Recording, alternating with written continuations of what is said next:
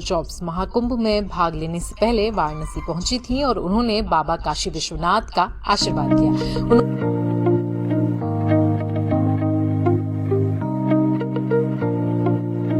दुनिया की रईस महिलाओं में से एक लॉरेन इन दिनों भारत की यात्रा पर हैं। आज लॉरेन पवेल प्रयागराज में स्वामी कैलाशानंद गिरी महाराज के आश्रम में पहुंची।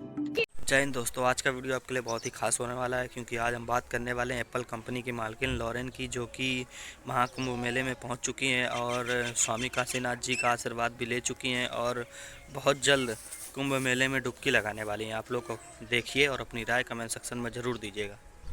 अच्छा, माने आप नहीं, जस्ट लिसन। वो 29 जनवरी तक महाकुंभ के कई अनुष्ठानों में हिस्सा भी लेंगे। अभी सूट और दुपट्टे में वो बहुत ही खूबसूरत दिखाई दी। आपको बता मंदिर पहुंची थी। पूजा के दौरान उन्होंने बाबा विश्वनाथ की विधिवत पूजा अर्चना की। एक तरफ सनातनी आस्था है हमारी, दूसरी तरफ हमारी सॉफ्ट पावर है ये, जिसे दुनिया देखती है, जिसे दुनिया जानती है, पहचानती है। और शायद बाहर से भी बहुत सारे लोग आ रहे होंगे। इकोनॉमी के ऊपर इसका इम्पैक्ट। सिर पर चुनरी डाले पारंपरिक भारतीय परिधान में ये विदेशी महिला कोई और नहीं बल्कि एप्पल के को फाउंडर स्टीव जॉब्स की पत्नी लॉरेन पवेल हैं। हर हर महादेव। मेरे लिए जो सबसे इंटरेस्टिंग चीज मैंने पढ़ी, कहते कि पता नहीं I think so 48 crore if I am not wrong में, तो कहते इतने लोगों ने 2 months में वहां पार्टिसिपेट करना है। एक बहुत बड़ी तादाद है। I am sorry, I don't understand. कोई एक्सप्लेन करें। इस वक्त पूरी दुनिया की जो नजरें हैं वो कुंभ मेले के ऊपर है। पूरी दुनिया में सबसे बड़ा जो मजहबी एक इज्तिमा होता है, सबसे बड़ा, यानी कि इससे ज्यादा बड़ा इज्तिमा किसी भी मजहब के पैरोकार का नहीं। तो आप जहाँ जाएंगे आपको एक से बढ़ के गेट्स दिखाई देंगे। यहाँ पे जिस तरह से द्वार सजाए गए हैं, ये तो मैं अखाड़ों की बात कह रही हूँ। इसके अलावा इस ज्यादातर उसमें कई बड़ी संख्या में फॉरेनर्स थे और अभी एक फ्रेंच जर्नलिस्ट थे। हम लोग साथ ही घूम रहे थे। तो अभी तक चैनल को सब्सक्राइब नहीं किया है तो प्लीज कर दीजिएगा। ऐसी न्यूज रिलेटेड वीडियोस हमारे चैनल पे आपको हमेशा अपडेट होती रहेंगी। दोस्तों, एप्पल के को फाउंडर स्टीव जॉब्स की जो वाइफ हैं महाकुंभ पहुंच चुकी हैं और महाकुंभ में गंगा स्नान भी किया है उन्होंने। गले में रुद्राक्ष और वस्त्र तन पे धारण किए हुए भगवा कलर के सनातनी की पूरी परंपरा के साथ में उन्होंने जिस तरह से अपना एक जलवा बिखेरा है महाकुंभ में आकर, वो भाई किसी ऐतिहासिक पल से कम नहीं है कि भाई इतने बड़े मालिक जो स्टीव जॉब्स का आप छोटी हस्ती नहीं समझ सकते हैं। और वो स्टीव जॉब्स जो एप्पल के को फाउंडर हैं, उनकी धर्म पत्नी जो हैं वो यहाँ पर आके अपना सनातनी धर्म अपना रही हैं और सनातन को बढ़ावा दे रही हैं। इससे क्या फर्क पड़ा, इससे क्या एक मोटिवेशन जाता है लोगों पर, बहुत बड़ा भाई, कि मतलब हमें भगवान के प्रति आस्था रखनी चाहिए और भगवान से मिलजुल कर रहना चाहिए।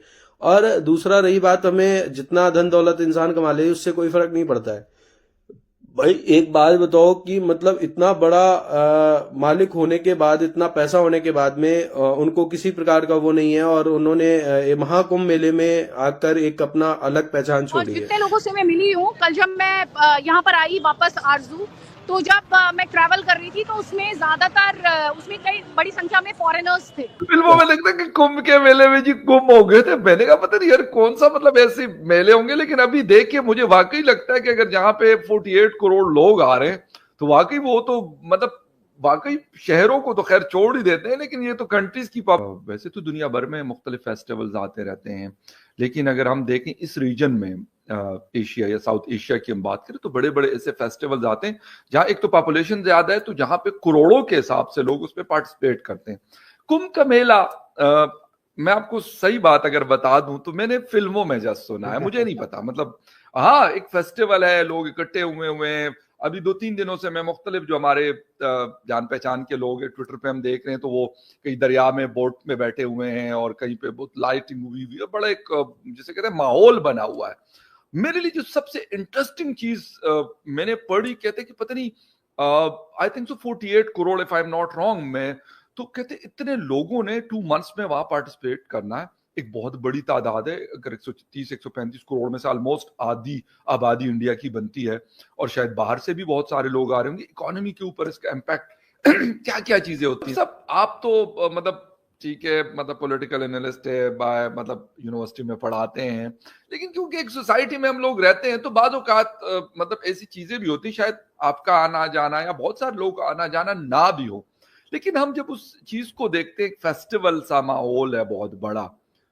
सर एक तो थोड़ा सा उस हवाले से बताएं, और फिर आते हैं कि यार इकोनॉमिक एक्टिविटीज इसके अंदर क्या होगी। लाजमी बात है, अगर इतने करोड़ लोग आते हैं, वो खाना भी खाएंगे, वो वहां स्टे भी करेंगे, वो घूमेंगे फिरेंगे भी, गाड़ियों का इस्तेमाल भी करेंगे, और मतलब एयरलाइंस को बिजनेस मिलेगा, होटल्स रेस्टोरेंट, वो सारी चीजें बाद में करेंगे। लेकिन इससे पहले थोड़ा सा अगर बता दें इस मेले के हवाले से, हर साल होता है, 2 साल बाद होता है, या क्या सीन है इसका?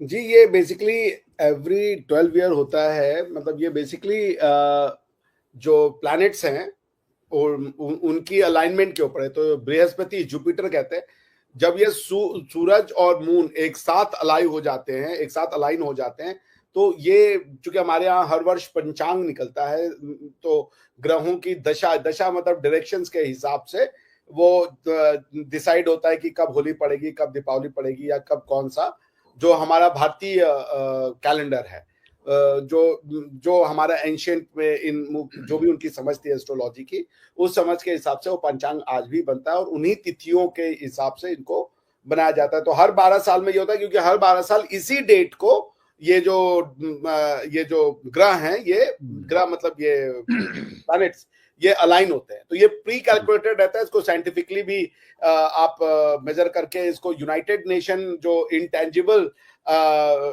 कल्चरल हेरिटेज है, यूनेस्को ने इसको रिकॉग्नाइज किया 2017 में as a intangible cultural history of humanity. आप इसकी इंपॉर्टेंस को ऐसे आप देख सकते हैं कि इट हैज बीन, तो ये चूंकि ह्यूमैनिटी का है, तो ये हमारा भी है और आपका भी है। किसी मतलब मानवों के द्वारा किए गए, इंसानों के द्वारा क्रिएट की गए अपनी समझ के द्वारा सेलिब्रेशन का तरीका था। तो उसमें यही है कि एक पर्टिकुलर डे जब बृहस्पति यानी कि जुपिटर सन के साथ अलाइन होते हैं, मून के साथ, every 12 year this alignment takes place, और उसी दिन इसको महाकुंभ इसीलिए कहा जाता है। एक अर्धकुंभ भी होता है, वो भी जब ये हाफ वे रहते हैं तो वो 6 साल में एक अर्धकुंभ भी ऑर्गेनाइज किया जाता है, मगर ये महाकुंभ यही है exactly on this day.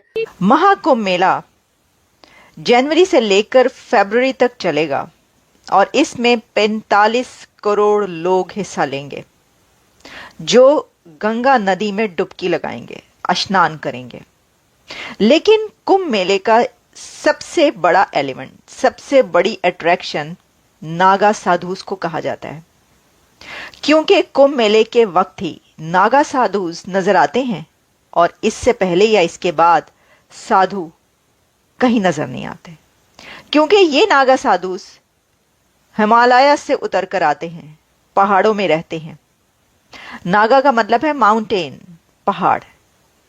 Naga साधु कैसे अपनी जिंदगी बसर करते हैं, क्योंकि कुंभ मेले में ऐसे भी लाखों लोग होते हैं जो सिर्फ इन नागा साधुस को देखने के लिए जाते हैं। इतने ज्यादा मुल्क है जहाँ पर बहुत ज्यादा भारतीय रहते हैं। जब सनातन का कोई त्योहार आता है कि लोग रोड्स पे निकलते हैं, सारा दिन सेलिब्रेट करते हैं।